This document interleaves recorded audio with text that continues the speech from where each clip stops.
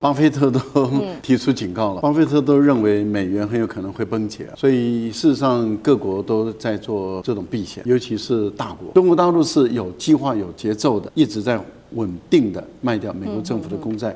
原因在哪裡？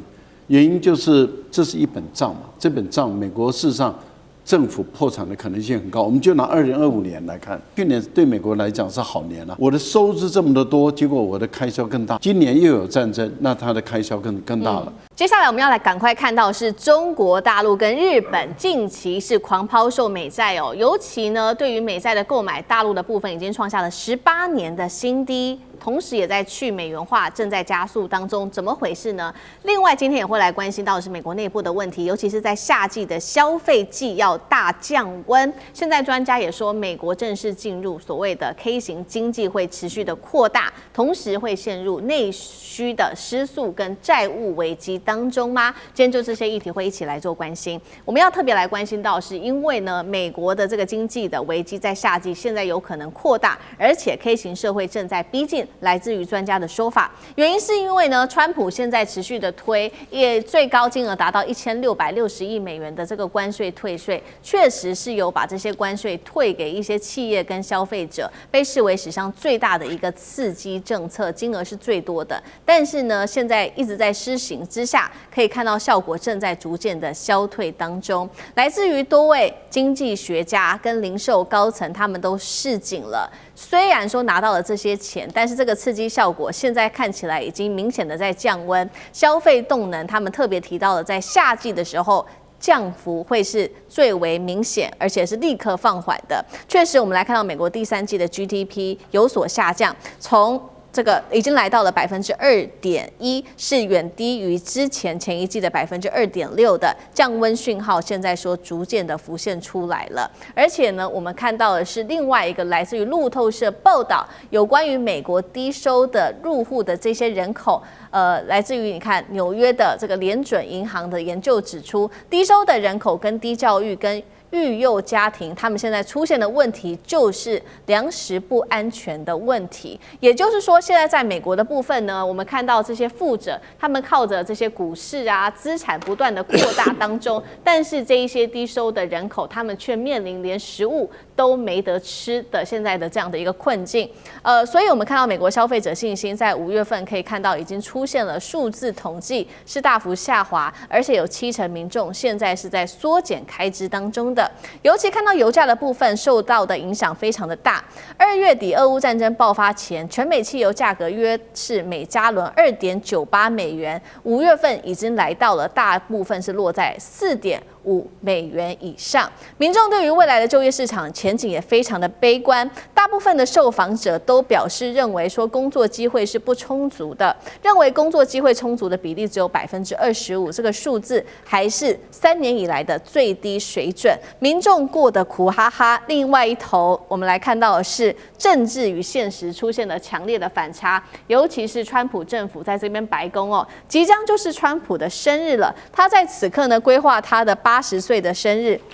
要在白宮舉辦 UFC 的格鬥賽來慶生，現在預估出來了，花費會達到6000萬美元，換算新台幣是19億的新台幣哦，引爆了外界質疑有沒有必要做這樣子的一個事情。來看到這位是諾貝爾的經濟學獎得主克魯曼。他就痛批了川普，並且他也拿普丁來做比喻。他說：“我們知道普丁用數十億財富自肥，但他並沒有直接從國庫拿走。但是他說呢，川普是直接最明顯腐敗的一個領袖，也不演了，直接就讓民眾看出來。節目一開始要請教聶老師怎麼看？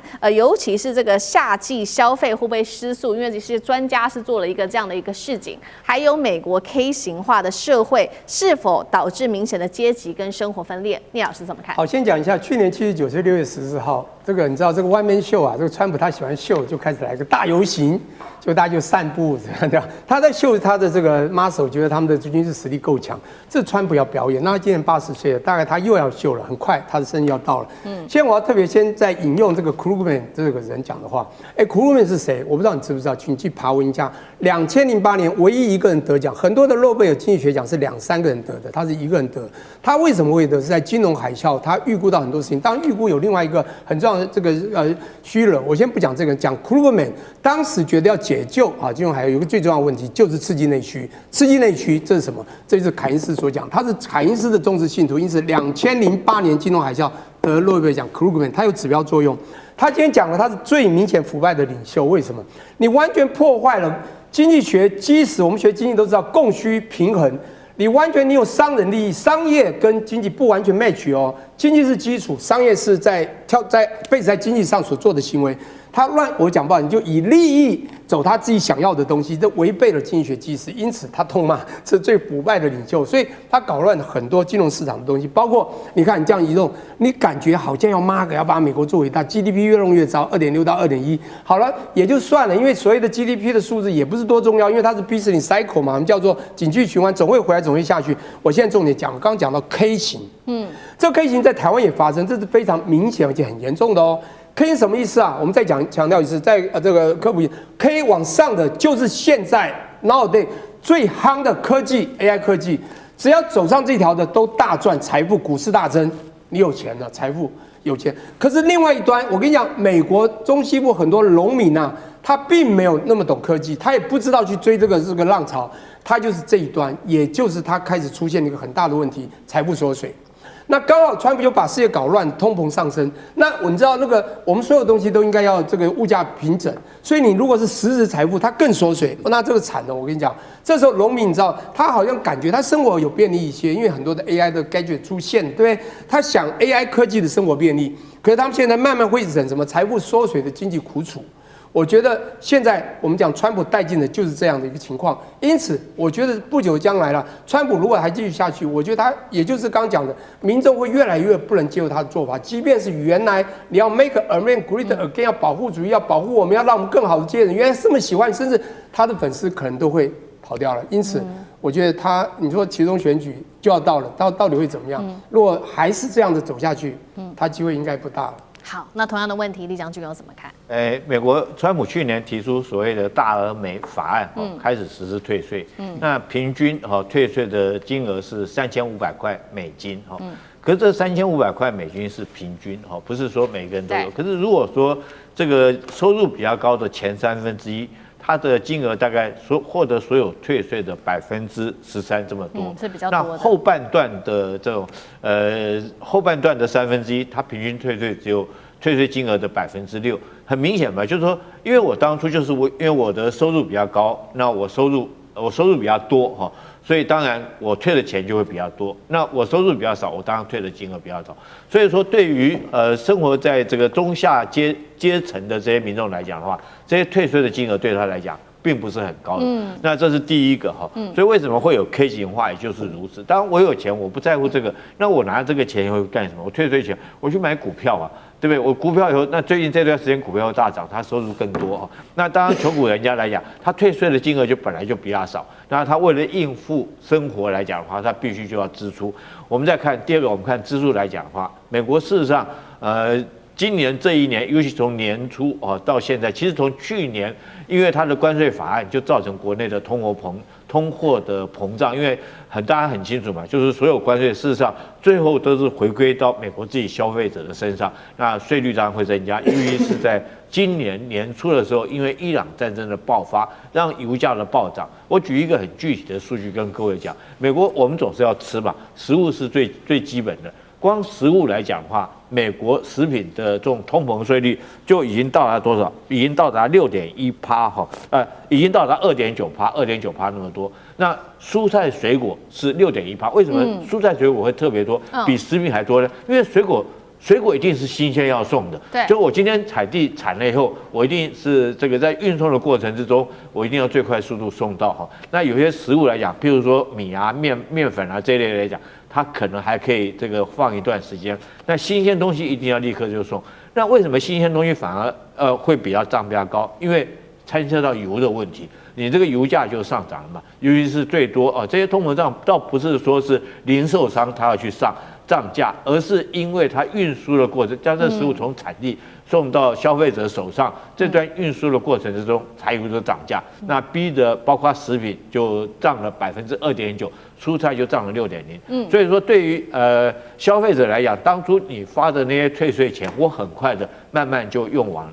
第二個就是美國來講，消費的習慣，我們都知道有一句話叫做早買早享受，這個晚買享折扣哈。這個當然美國人他沒有什麼儲蓄的習慣，所以一旦這個通貨膨脹，一遇到通貨膨脹，或者是這個油價上漲來講的話，對他來講，生活馬上就會面臨很大的負擔，因為他之前沒有別的儲蓄。那如果靠這個原來退稅的這些金額，很快這些退稅的紅利很快就這個用完了哈。那在这種，所以我認為說是夏季的消費慢慢就會失溫。那美國的 GDP 往往都是靠民眾去家庭去消費，你才有這個 GDP。當民眾消費力減弱來講的話，當然美國的 GDP 也會跟着下降。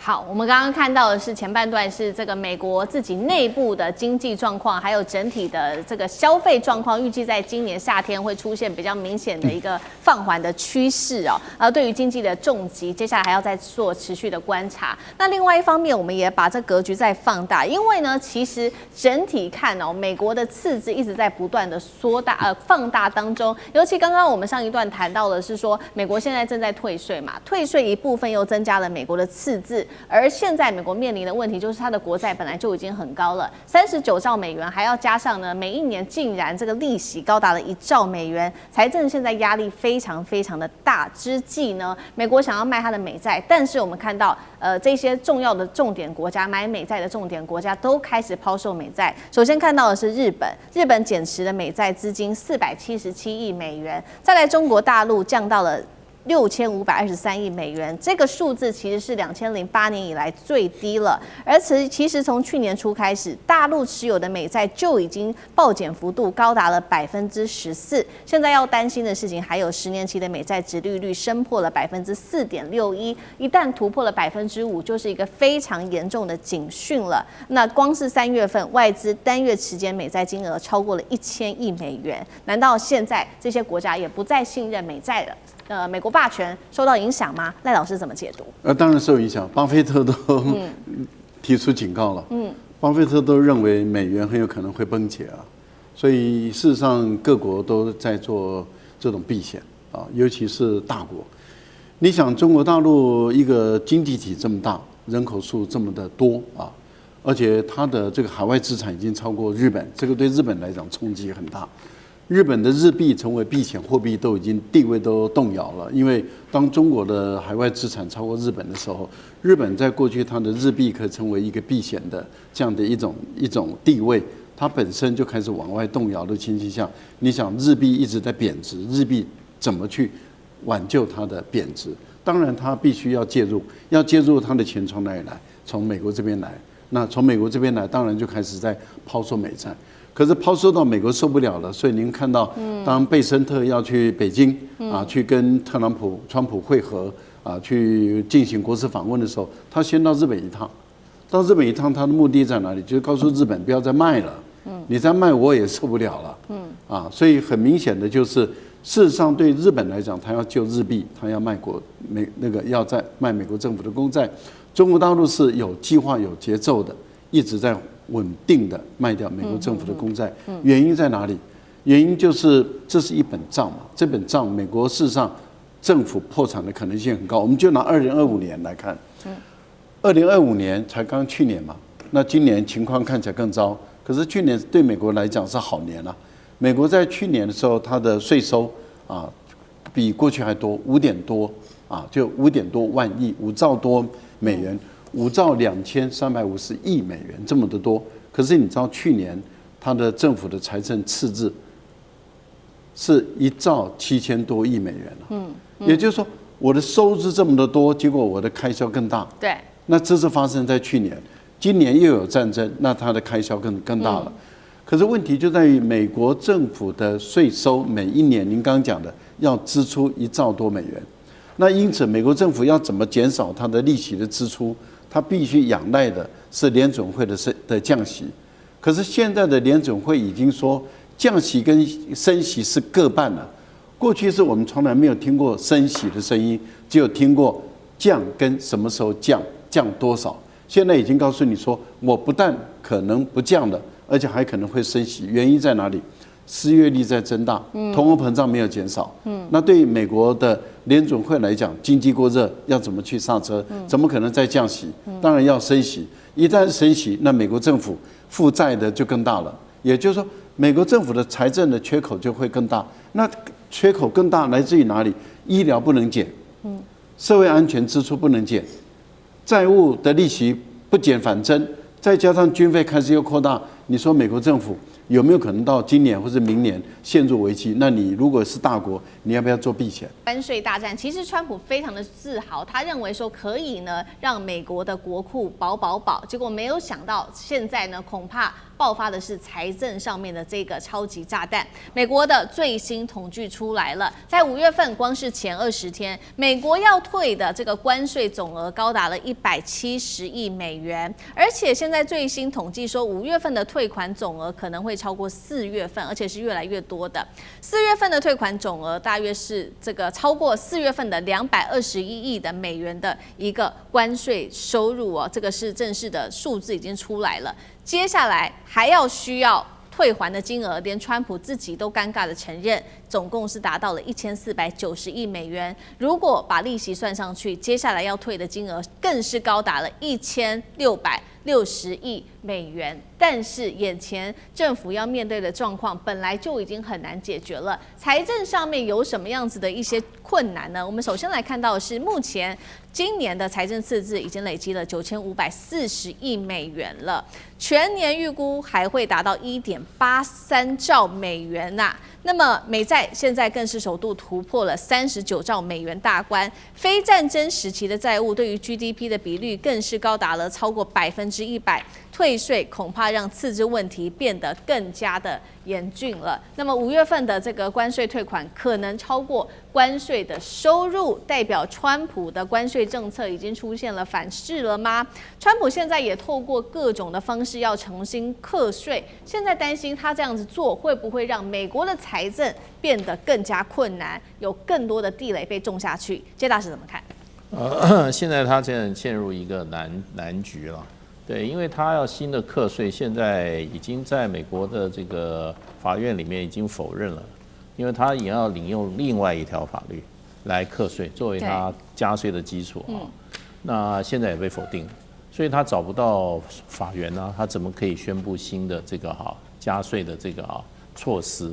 所以他現在要徵稅的可能性是目前是不具備。所以現在已經開始，大家開始去這個退稅。退稅其實很簡單，就是你稅單上，你交稅，他一定給你個收據稅單嘛。你進口這邊，你有稅單，你就去找政府退稅嘛，找你的會計師拿着稅單退稅。這個應該是很簡單的一個程序啊。所以政府也逃不掉，對。所以在行政處理上，我認為不是一個很複雜的問題。所以這個稅它是非退不可，而且繳了稅的人絕對不會說我忘記了，因為這些都是大宗進口商啊，對，這些都是大客戶，他一退他就要上百萬這些千萬的錢出了，他怎麼可能不要這些錢呢？對，所以這些在繳稅的，因為也有中小企業啊，都是少數，可是任何人他只要錢可以要回來，他一定要，而且這種單據都是非常清楚的。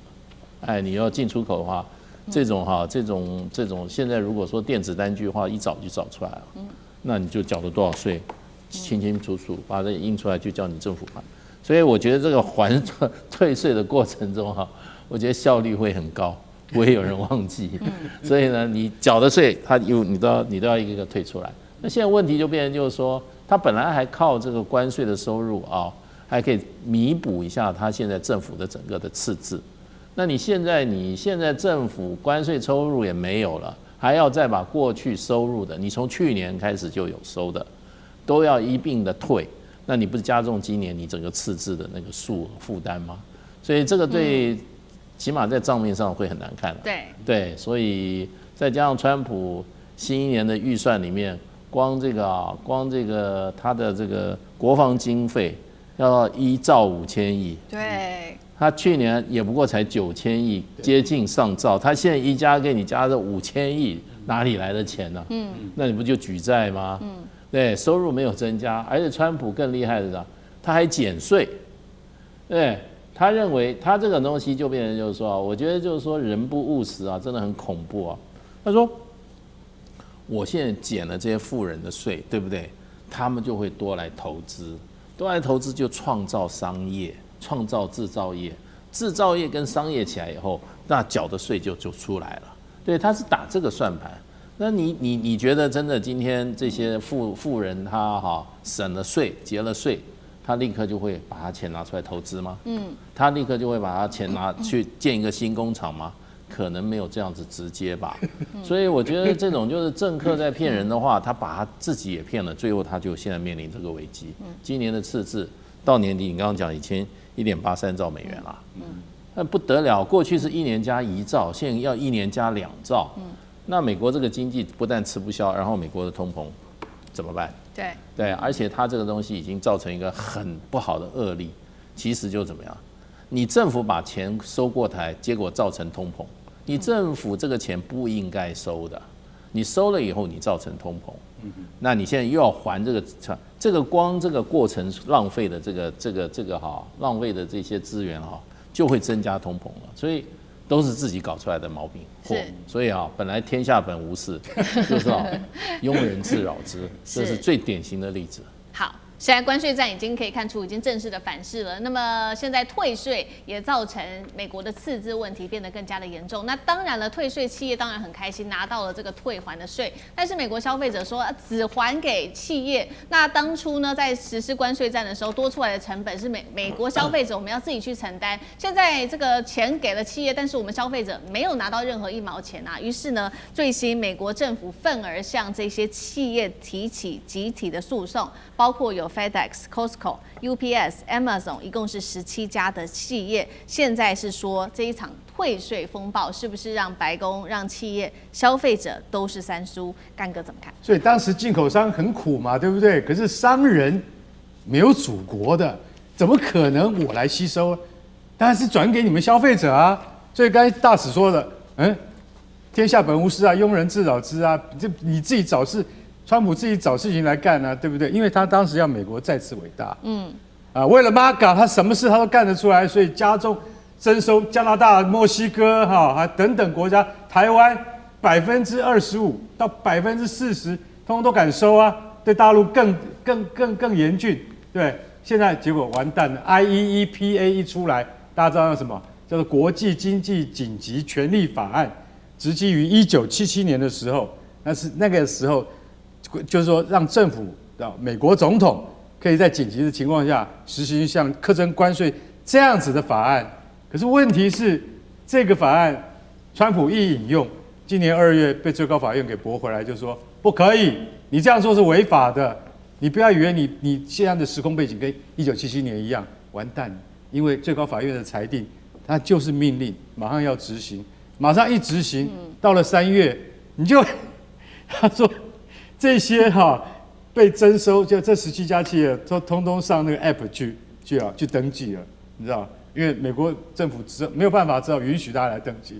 大家來登記的話，就總共有17家要退稅 ，Nike 啦、Costco 啦、Amazon 啦，對不對大家都好 UPS 啦，通通都上來登記了。那現在一統計，完蛋了，光是上個月就提走170億美金了。他說這樣子總共要提到年底的話，要1400多億美金，再加上利息是1660億美金，還有沒有更多的錢不知道。你現在所能看到17家集體訴訟，你知道為什麼嗎？因為消費者也對這17家企業提起訴訟，一定的，因為消費者他說我們都多付了嘛，對，那我們多付了，可是你們是來自於政府的壓力而轉嫁到我們消費者身上，消費者也有保護的集團跟協會，也同時做出了對於聯邦政府的訴訟，所以現在我跟你講，就是說它是一環扣一環的，結果你知道亞馬遜跟那個沃爾瑪最大的零售業者沃爾瑪就說，馬上就講，我跟你講我們一收到，我們90天之內可以收到退款，收到來自政府的加徵關稅的退款，我們馬上會用在降低商品的價錢上面，用以回饋消費者。也就是說，思敏啊，你这不到我們這個超市來買2磅的牛肉，本來是2500塊這個台幣，對不對？那現在你再來買2磅牛肉，就變成只有2000塊了。問題要直擊於你再來消費啊。對，你不去消費怎麼辦呢？像剛剛大使講的，如果他再不來的話，那我就是被你白賺的，我消費者就是損失了。損失怎麼辦呢？那就打死沒有退的，怎麼樣？就是我賺的嘛，被了政府跟零售業者跟商家賺去了，這可以這樣嗎？所以今天最大的輸家，倒霉的還是美國的人民。這種事情在美國的這個就是說實際的市場生態上面已經屢見不鮮。对，好，所以我們可以看到，美國消費者成為最大的受害者，尤其呢，他現在眼前還要面對的，其實還有2大最困難的問題。第一個就是通膨的升溫，而且是持續的在繼續上升。第二件事情是美債的壓力，這會影響到非常多的事情哦，包括接下來的借貸啊，還有這個融資啊、股市等等。我們先來看一下細節，通膨率的部分，密西根大學做了5月份調查顯示，1年期的通膨預期升到4.8%，長期通膨率也不斷的上升。再來，我們看到債券的部分哦，美國30年期公債殖利率一度是突破了5%，被視為是全球金融市場的馬奇諾防線。一旦突破5%，那麼就會造成的是連鎖的危機。等一下會來看。那麼現在呢，來自專家的示警說，30年期的這個美債殖利率已經在華許接任了 Fed 的這個執行長之後呢，它的加上通膨的這個問題之下，占上了5%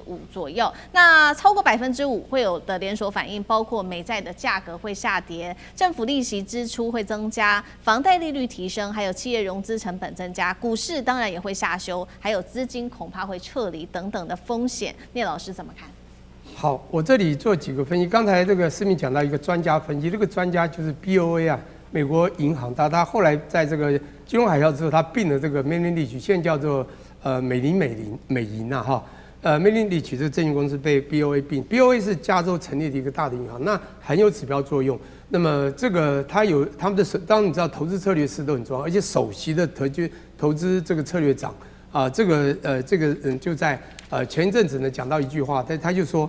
現在啊，美債啊，斤斤漲，斤斤高。那麼它在高到我講美債的殖利率啊，斤斤漲，斤斤高。那高到一定的時候啊，大概啊，所有的 capital 就是資本就會 flight 就會走了，就不敢再投了。為什麼？它就會被這個曲線，這個防線就被突破。它就用了一個會全球金融市場會突破馬奇諾防線這樣的概念。那當然什麼是馬奇諾防線？當然這要回歸這是戰爭時候。第1戰、2戰之中有一個當然有名的這個法國陸軍部長啊，就是叫馬奇諾嘛，在安德烈馬奇諾所提出的，他說那時候的武器沒那麼強，我們就蓋堡壘，蓋了以後呢，我們就可以防禦來的這個子彈啊等等的。好，我們這個小時候在眷村長也看到很多的堡壘，那就是用鋼筋混凝土蓋出來的，那個叫馬奇諾防線，其實沒有什麼。只是這個馬奇諾這個人有名。好，那不管怎麼說，當武器很強的時候，你就防不住了。他說，當你這個市場已經衝擊太嚴重，當債券到了一定高度的時候，我跟你講，你防不住這些投資人，他就真的要跑，你保不住了。是這個概念。但到底會不會呢？可是有人在想，不對呀，美國現在看起來經濟不差呀，美國的經濟不差，就像台灣現在 GDP 很高大家去想想看，AI 你看股市也都很好，你覺得它有很嚴重嗎？可是我跟你講，債券殖利率真的反映出一個重要的問題，也就是他用了一個虛胖來形容。你看到這個經濟很好，可是這個經濟是沒有被 deflate 掉的，也就是我們叫做一定要物價平整。你看現在物價在斤斤漲嘛，你知道我們利率有名目利率有實質利率，就是一定要考慮通膨。這個 GDP 現在漲就是虛胖，還有 AI 它的確帶動了非常大的向前行的一個動力。這個重點來了，美國就在企業家國家不斷重投資，重視需要什麼？就需要錢，要 money demand。一需要錢之後，哇，從哪來？發公債。發多了以後，你知道供需之下，你就必須怎麼辦？必須降價求售。那價格一低了以後，那殖利率就高啊。還是一句話，殖利率和債券價格成反比。那殖利率斤斤漲，那成本就增高，對不對？美國成本就增高。好，那這個時候出現問題，那買債的人又發覺債券價格一直往下跌。那這就出現了他們現在所出現的這個所謂的馬奇諾防線的概念，也就是如果再這樣子，這不斷的呢，這樣看起來是這種虛胖造成美國公債不斷的發的時候，就會造成它的債券殖利率會一直往上。那我覺得還要再講一個，就是其實這個債它最後 backup 的一個東西是什麼？哈，它 backup 一個東西最重要的就是一個國家的信譽，叫 credibility 啊。對，美國的債我們講從金融海嘯當10兆。到前幾年20兆，現在已經30兆，而去年談的是35、6兆，現在已經談的是38、9兆。各位，今年年底可能40兆。那麼之前有另外一個重要的馬奇諾防線，大家講的美國公債只要超過45兆，我可以講，這個國家帶發債出去沒人買了，它的信評也要降低。美國3大信評公司，不管是標普啊、這個穆迪啊，或者Fitch這個惠譽，我跟你講，都可能要繼續降評美國。那這時候當然還有其他的大敵啊，我跟你講，我們的中國大陸的對岸。到時候我跟你講，它去美元化動作越來越快，我跟你講，大家就更對美元就不抱信了。現在美國刚才這個一開始這個思敏問了一個問題，你現在到底是選這個他這是不是財政入了危機？第二個呢是說不會，對不對？我答案是入危機，但是不用擔心，重點是它一直在危機當中，美國財政是一直在花錢，不是嗎？可是它有一個東西，我會說重點不在，這不是重點是什麼？即便它有危機，它一直有危機，但它有一個美元霸權啊，US dollar 和 Germany 啊，它霸權控制世界，它可以一直印鈔啊。重點家就是發現它印鈔太多了，所以它印到45兆。我跟你講，馬奇諾防線這個才是重要，馬奇諾防線這樣就出問題。現在所談的5%的馬奇諾防線是說會讓資本外逃了，會不敢投這樣的概念。美國的華許風暴來了，今天要特別來關心的是聯準會現在親手要終結美股的牛市了。美股美債這個時候雙殺亮起了警報，殖利率狂飆，金融風暴是否全面引爆，也包括了金融泡沫。今天就這些議題會一起來做關心，尤其現在被說是不是已經接近了2008年金融海嘯最危險的一個轉折點了呢？我們知道過去其實呢，美國不管是它的美股或者是美債，靠着過去18年來聯準會的 QE 政策，不斷的去把這個泡泡給吹大。但是現在說了，這個印鈔時代恐怕已經很快就要結束了。原因的關鍵之一就是聯準會這位是他們的新主席，他叫做華許。華許他過去的政策其實都是相當的一貫。他長期是公開美國一直不斷的印鈔票，祭出 QE 政策。他認為這個叫做制造泡沫的央行這件事情是不對的，所以接下來大家在預期的就是聯準會很快就會來進行縮表、減持債券、減持債務。那現在市場擔憂的事情是，因為呢，聯準會手上還有6.7兆的美債跟不動產的抵押的貸款證券，但是華許他的目標是什麼呢？要把這樣子的一個金額狠狠的從6.7兆的這個金額壓到3兆美元。現在市場就在看說，你把這個 QE 給砍掉，接下來恐怕造成的是美債的價格立刻暴跌，還有殖利率飆升，而且呢，美股一直不斷飆升的美股市值恐怕很快就會暴跌了。那麼現在眼前美國財政還有3大的警訊。首先我們要來看到第一個，國債已經突破了39兆美元，再來就是它的次日，今年9月達到1.95兆美元，明年恐怕就上看了2兆。美債殖利率衝上了5.2%。注意了，這個是2007年金融危機爆發前的一個新高的數字了。現在在看的就是接下來的債務危機，每一年新增債務超過了經濟成長的速度，國債利息支出更是首度飆破了1兆美元。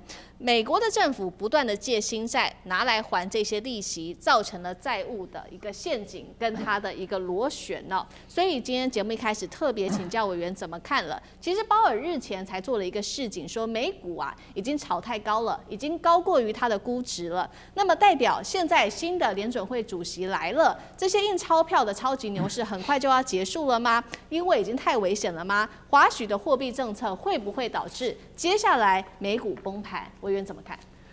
对，因為我在科技金融研究所教課，我除了教人工智慧、區塊鏈之外，我也開金融危機的課程哦，所以我幫大家做一個簡單的科普。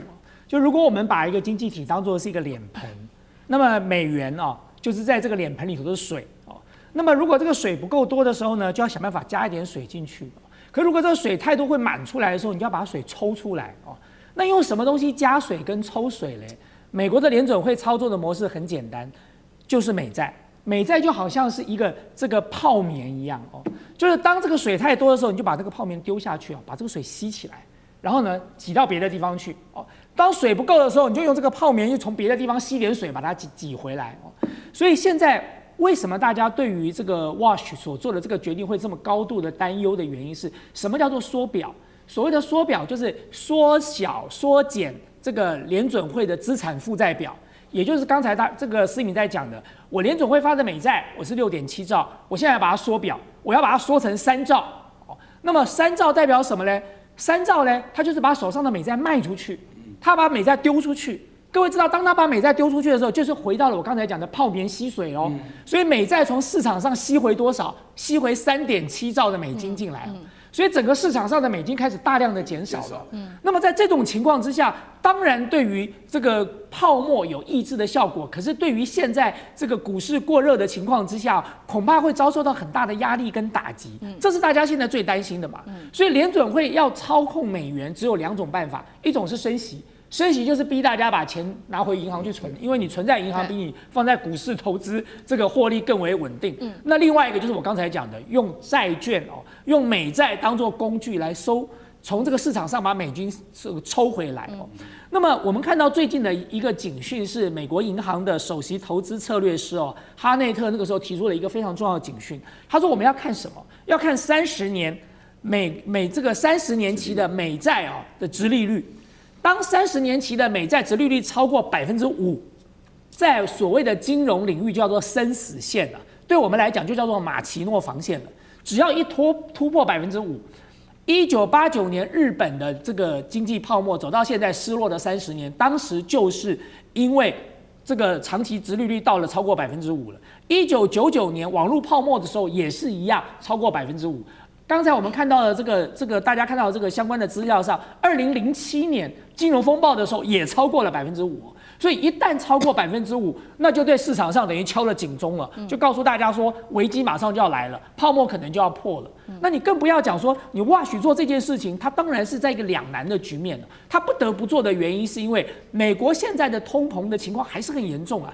如果今天伊朗的危機沒有解除，他們預估美國大概在今年11月期中選舉前後哦，它的 CPI 指數會超過5%了。對，那麼這對美國來說根本就是難以承受的痛苦了。那麼按照過去的一些數據哦，你 CPI 只要超過4%，你的標普500就會跌至少4%，在未来的3個月。如果你 CPI 超過4%，在未來的6個月，標普就會跌7%嘍。所以其實對WASH來說，它現在面臨的是雙重的壓力，一方面是通膨的壓力會對市場造成衝擊，可是另外一方面它要抑制通膨，它就必須要縮表，一縮表之後呢，對這種泡沫當然又有抑制的效果，也會再造成市場上的壓力哦。所以在這種選擇之下，當然現在顯然看起來WASH是選擇不要再做 QE 了，不要再無限的印美鈔了，我要把市场上多餘的美元收回來。那麼用這樣的方式來抑制通膨，但是不可避免的，當他採取這樣的一個斷然的措施，很肯定的一定會對全球的這個金融市場，特別是美國的股市造成巨大的衝擊。接下來的衝擊可能有多大？還有整體對於美國的經濟來說，是往好的方向做發展嗎？那岳老師又怎麼看？不但對美國的股市有極大的衝擊，台灣的股市到了4萬點也會有極大的衝擊。大家都要非常小心一點。這個說句良心話，這個 WASH 的這個觀念的話呢，跟我們哲學相關的。為什麼？他反對泡沫，反對無限 QE。他認為就是說借錢過日子就是不對的。因為現在美國有2派，一派是美國根本不怕欠債啊，就是美國欠到這100萬億都無所謂。因為什麼呢？因為美國的基本上10年的債。美國發行的債的話呢，基本上是全世界所有这個共同這個資產中最好的資產，因為美國這個國家強大，所以另外一派像WASH這種派的話，就覺得說靠借錢過日子的不是辦法，這個有一點道德感啊。就這個WASH本人有沒有道德感我不知道，但是他現在觀念上，我跟大家先強調一下，美國現在WASH要減低這6萬億裡面是什麼？美國現在的它的 FED 是印美鈔的地方，它大概擁有美債4萬億，就是說它發鈔票換這個錢就是水。了，就你剛剛講的海綿的例子非常好，海綿丟下去，感覺上水啊就還能夠運作很正常。但是它另外有一個 MBS， 就是說以房產啊，就是 mortgage based security， 就是說以房產為主的債券，這個基本上是個垃圾債了啊。就是美國買房子的話呢，因為他們有喜歡包裝拿房子，因為房子的價格最多嘛，那房子動不動上百萬美金，一家的話呢就要把這個包裝還債的能力，那最後的還債能力的話呢，拿美金由誰來接收？就是由 FED 接受。美國目前為止的 FED 擁有的美債大概是4萬億多了，那個 MBS 是不到2萬億，那合起來6萬億。是你這邊講的數字不是6.7兆，講的是這個數字。但是這個 Walsh 本身的話呢，要求把這個6.7兆要降低到3兆，你知道這個多可怕嗎？